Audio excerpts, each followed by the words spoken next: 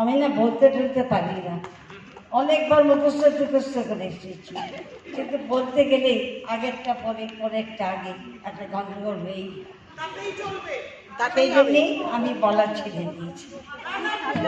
তবে একটা কথা, আজকে যে ব্যাপারে এসেছি সেটা সত্যিই খুব ভালো জিনিস।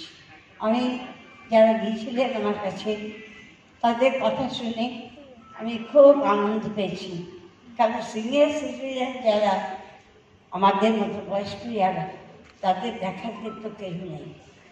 তারা যে এত ঘরে ঘরে চিকিৎসা করে তাদের ভালো রেখে আজকে এখানে তারা হাঁটলো, ঠান্ডা থেকে আনন্দের কথা।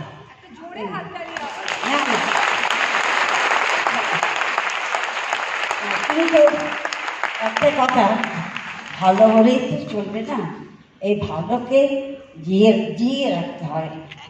যেই আলো সামনে রেখে ওরা প্রতিজ্ঞা করেছিল যে এই কাজ ওরা করবে, এবং বেশ কিছু বছর ধরেই করছে, তার ফলও পাওয়া গেছে। তো তারাই কি তার আজকে এসে হাঁটলেন, কত মানুষ কত রোগ নিয়ে তারা কিন্তু এখন সেরে উঠেছে। তাই ভাবি যে প্রদীপটা এখনো জ্বলছে, কিন্তু